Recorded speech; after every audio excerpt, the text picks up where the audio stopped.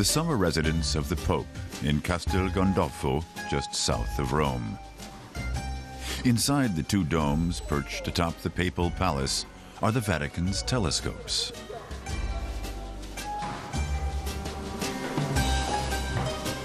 David Brown is a Jesuit priest and an astrophysicist.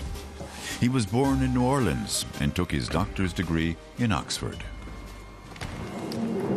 Now he is one of the stargazers for His Holiness. Father Brown feels this observatory is special. The dome has to be opened by hand, the old-fashioned way. And the astronomers like having nothing between them and the heavens. The German Zeiss telescope has served well for over 70 years. Father Brown focuses on individual stars and planets. Perfect, we've got it. Jupiter and 4 moons. All of the moons are on the left-hand side of it. Does he see the moon and stars as God's creation or as scientific objects made of dust and rock, doomed one day to be sucked into the oblivion of a singularity? The person who's looking through it, for example, the Pope or a brother or a priest who is using the telescope, he's looking directly at a scientific object and he's approaching it that way. So in that sense, he's not looking directly at God, but when he sees the beauty of the sky at night and the object that is just one out of many millions, in some sense, it is looking at sort of the fingerprint of God or the glory of God that we're brought back, for example, to Psalm 8, I believe, which says, "The heavens proclaim the glory of God, and the firmament shows forth His wonder." Astronomy brings heaven and earth, the visible and invisible, together. Do the stargazers search for clues to life itself and how it came to be? The observatory of Castel Gandolfo was dedicated by Pope Pius XI in 1935 and has been frequented regularly by the popes ever since. A photo of Pope John XXIII in the astrophysics laboratory. Pope Paul VI observed the moon as the first man set foot on it in July 1969. There is no other comparable research facility in the Vatican.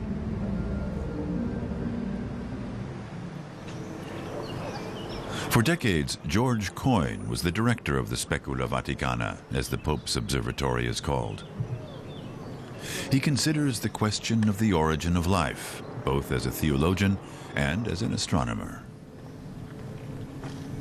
Stars are born and they die. As they're born and die, they create the heavier elements. That's the only way we get carbon and nitrogen and oxygen and iron. So the stars have created the elements from which life could come to be. And as a matter of fact, at least in this one instance, did come to be. So in that sense, scientifically, we are made of stardust. We're made of stars. But in this case, both scientifically now, but then adding on the implication, scientifically, this being, a human being that has been made of stardust, has developed consciousness.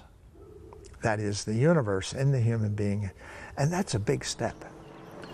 If it is true that the body of man came from stardust and developed consciousness, what about the body of Jesus Christ? If my faith is correct, that Jesus Christ, truly God and truly man, then he was made of stardust. Father Coyne believes in the Holy Ghost and in Jesus Christ as the Son of God.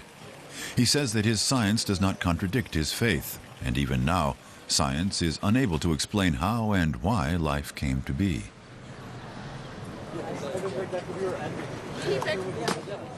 The first papal observatory stood behind St. Peter's Basilica in the Vatican Gardens. Even before that, observation towers were built on the Vatican grounds to chart the position of the sun.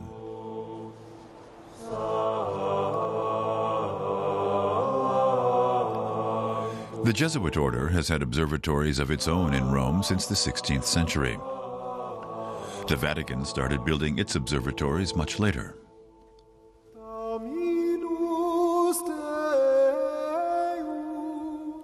Modern telescopes were installed in the late 19th century.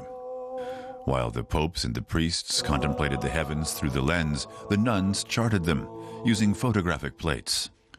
Some 10,000 of these plates are still archived in the observatory's cabinets. By 1935, the big city lights of Rome outshone all but the brightest stars in the night sky, and the Specula Vaticana was moved to Castel Gandolfo for a clearer, unobscured view. The astronomers lodge in a former monastery. Many of the researchers at the Specula Vaticana are Jesuit priests.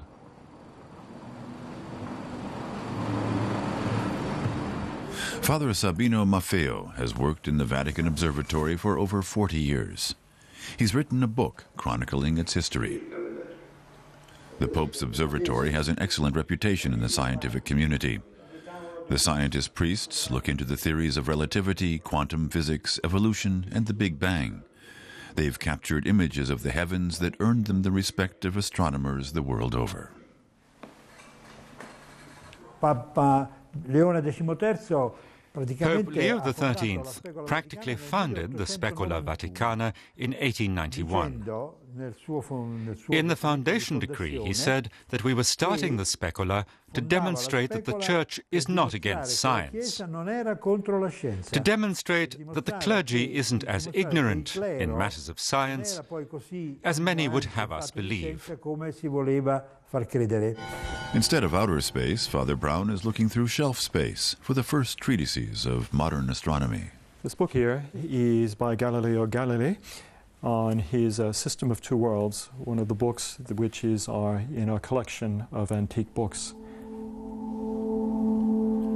The Specula Vaticana's library holds 22,000 volumes, including scholarly works and journals on the priests' areas of expertise: dark matter, cosmology, galaxies, and the acceleration of the universe. The early writings on astronomy are priceless treasures. First editions of Galileo, Kepler, Newton, and Copernicus. What we have here is Copernicus's most famous work, the De Revolutionibus Orbium Celestium, which is the book in which he advances his famous theory of the sun being at the center of the system with the planets, including the Earth, revolving around it, which represented a break from the Ptolemaic system, which said that the Earth was at the center of the universe and that everything else went around it. The importance of Galileo's work. This book right over here being his dialogue on two systems, where he puts forth the Copernican hypothesis and involves it in a comparison with the old Ptolemaic system. Galileo Galilei was an observer, the father of telescope astronomy. His contemporary, Johannes Kepler, calculated that the planets and their moons followed elliptical orbits. The two great minds anticipated Isaac Newton. What Newton did is that he provided the theory of motion that was able to explain why it was that the celestial bodies moved in a particular way. That gravity, as explained in the Principia, is what governs the motions of the celestial objects.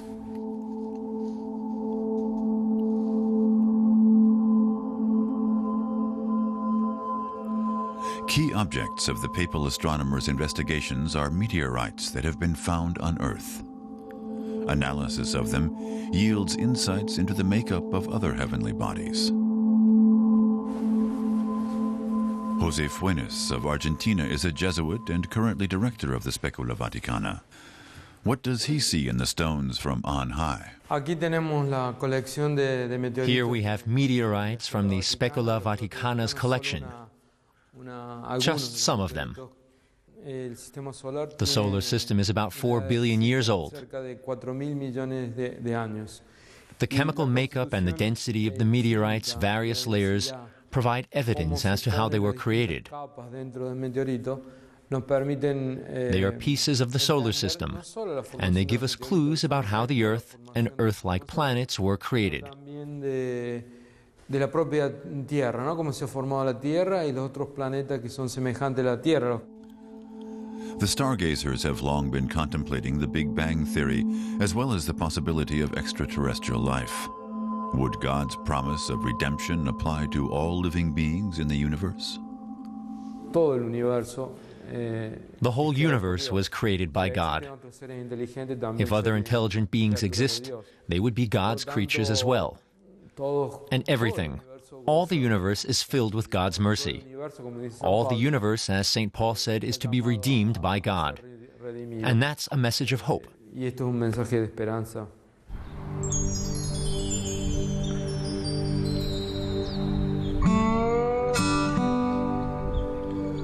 In 1994, the papal astronomers moved to Arizona in America's desert southwest.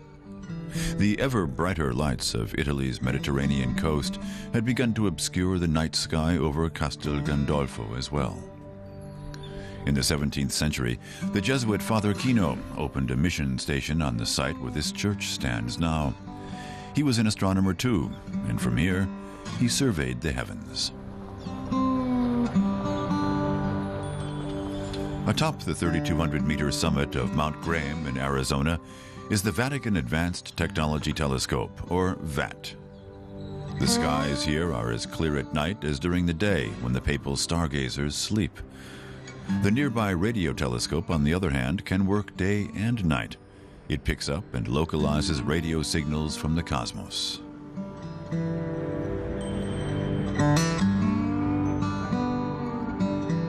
The VAT is a 180-centimeter reflector telescope that can detect infrared sources, light that's invisible to the human eye. Father Chris Corbally has arrived from Tucson. As both a theologian and a scientist, he follows the ongoing debate in the U.S. between the proponents of intelligent design and of so-called creationism.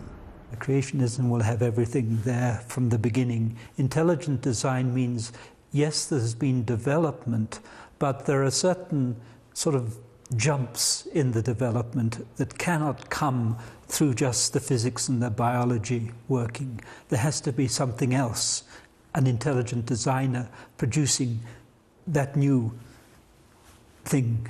Mm-hmm. And to my mind, it's not giving nature enough, as it were, imagination. And nature's imagination shows in the way that it has solved the same problem in a variety of ways. One such is the ability to see that in various creatures has been solved in different ways. There are different kinds of eyes. A bird's eye is different from a human eye. And in some ways, our human eye is not the best design at all. Anyone who delves into the vast diversity of nature and the universe is likely to find it hard to relate to the idea that it all came about in a single act of creation only 6,000 years ago. Joining the VAT and the radio telescope in 2004 was the LBT, or Large Binocular Telescope. As its name implies, it's a kind of double telescope. It has a collecting area of 111 square meters, larger than any other reflector telescope. It can observe phenomena that are so far away in time and space that they give a glimpse of the creation of the galaxies, and indirectly, of the Earth. The LBT can also capture infrared images of far distant objects. It's a joint project of Italian, American, and German institutes and universities. After preliminary testing, the LBT saw first light in binocular mode in the spring of 2008, when it achieved full resolution.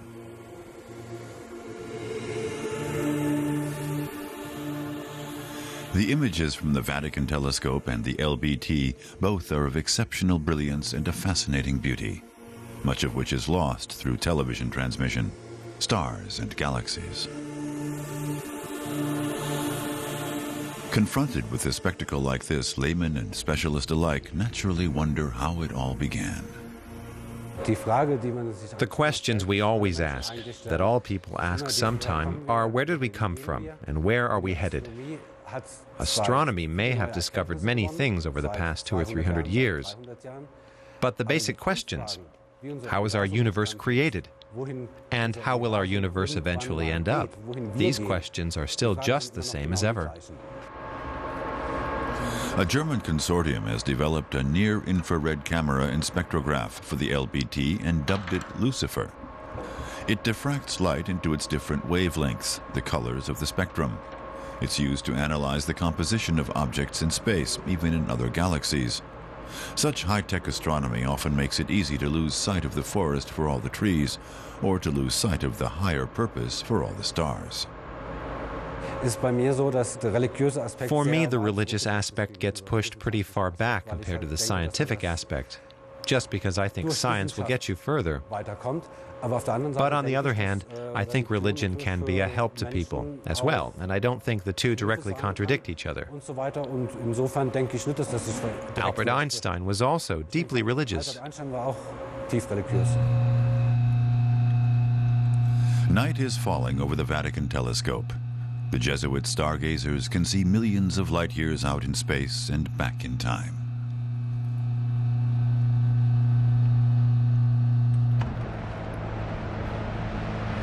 Father Richard Boyle and his colleague from Ireland are investigating a fairly recent discovery, the brown dwarf.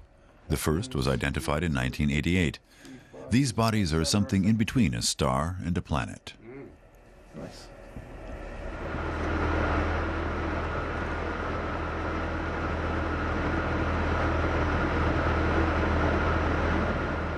Minus, let's say, take 15 minutes away from that, so 1 hour and 15 because of that bad cloud. So I want to be getting another 2 hours. Many times the size of Jupiter, brown dwarfs can only be distinguished from a small star by the presence of lithium in their atmospheres. They occupy the size of a star between bigger than a giant planet like Jupiter and smaller, less mass than our sun. And so it's a new area of study in astronomy. Leon Harding, a specialist in brown dwarfs, has come to observe them at the VAT. Brown dwarfs are not massive enough to sustain a fusion reaction. That's what defines a star. The star burns and then the fuel runs out and then it dies. But because these stars don't ignite, they're very red, so they're much cooler. So with optical observatories, with optical telescopes, when you observe in the kind of more reddish colours, it gets far more faint, so it's very hard to actually observe. The Jesuits are moving into uncharted territory. Many questions have yet to be answered, and many details filled in before the picture of the brown dwarf is complete. The researchers hope to find some of them from the top of Mount Graham. Back at Vatican City in Rome, the Church aims to promote science and culture. The Pontifical Council for Culture is represented at many international symposiums, congresses, and major film festivals. The Pontifical Academy of Sciences includes physicists, biologists, theologians, and social scientists, with over 24 Nobel laureates among them. Pope Benedict XVI is himself an accomplished scientist. He consults his astronomers regularly at the observatory and in Rome.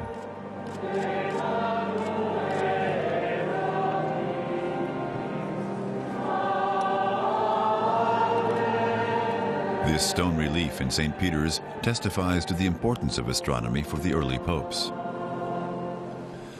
The reform of 1582 that created today's Western or Gregorian calendar was named after Pope Gregory XIII. At Gregory's behest, astronomers and mathematicians found the exact length of the solar year and devised a simple calendar to match it.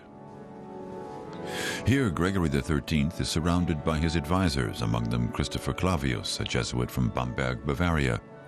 They're shown presenting him with a celestial globe and mathematical calculations.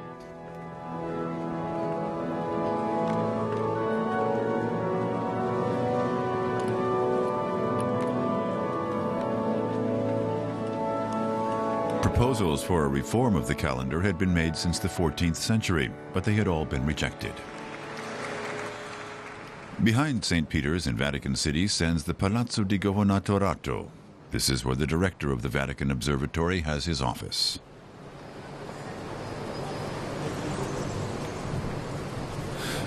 Cardinal Giovanni Laiolo serves as the de facto president of Vatican City. He's the third most powerful man here after the Pope. He's committed to promoting the dialogue between religion and science. Die Heilige Schrift spricht in verschiedenen Stellen. At various points, the Holy Scriptures speak of the proof of God's wisdom and power being evident in the universal order. How can you have these mathematical laws in the universal order? Are they just the product of chance? Is it conceivable that chance would produce such a perfectly logical and mathematical order? If you say yes, then you're saying we need no God. If you say no, as we believe, then it's necessary to conceive of a superordinate power. That's the origin of all these logical and mathematical laws.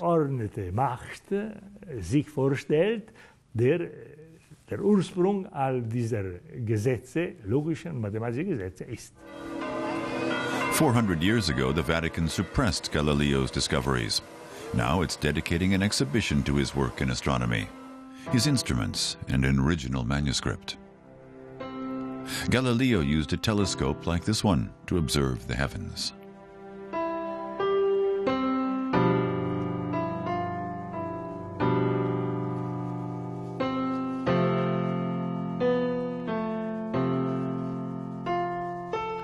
Copernicus's great realization was that the sun, and not the earth, was the center of what we now call the solar system. Galileo discovered the 4 moons of Jupiter that are named after him. He was a devout Christian, but his research caused him to doubt some parts of the Bible. He made no secret of this and was called before the Inquisition. He spent the rest of his life under house arrest. Today, the Vatican says the Inquisition failed to understand Galileo's evidence. Cardinal Robert Bellarmine, an admirer of Galileo, was forced to condemn him. Cardinal Bellarmine hatte a few decades before, Cardinal Robert Bellarmine had written in his extensive Commentarium Loveniense, if science gives us conclusive evidence that contradicts the Holy Scriptures, then we shall have to seek a new interpretation of the Holy Scriptures. Why? Because the truth cannot be inherently contradictory. The truth, like all being, was born of God.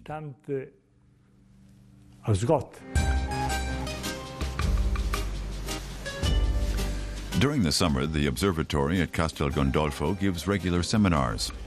The Jesuit astronomers from the VAT in Arizona join aspiring researchers from all over the world. Some of them take part again and again. Sponsors and foundations in Germany are among those who support this work. Here they don't care about who came from Oxford or Harvard or Cambridge. They care more about the summer school participants coming together for an international session, and that developing countries are included in this pursuit of science. For a week, the participants attend presentations and debate the latest findings on astronomy. Included is research into the history of the science. One lecturer from Mexico spoke about astronomy's place in the civilization of the Maya. In general, the pre-Columbian world was enveloped in religion, among many other aspects. The Mayan astronomers did not merely register astronomical figures, there was a religious feeling that associated what they saw up there with deities. So understanding how the heavens worked became a kind of astronomical cult. Father David Brown is back at the Finder. Scanning the heavens, he immerses himself in the beauty of the night sky. To Father Brown, science is an expression of the power of the divine. But is faith alone sufficient? Can it pick up where science leaves off? We scientists, we have to keep searching as scientists for further and deeper answers. And it's not fair. I'm a man of religious faith, and I do believe that God created the universe. But it would be a betrayal of God and of science if I tried to haul God in to explain what I have not yet been able to explain as a scientist. We have to keep that, we have to have the dialogue, but we have to keep that separation of religion, religious faith, okay, cannot supply for our lack of understanding scientifically.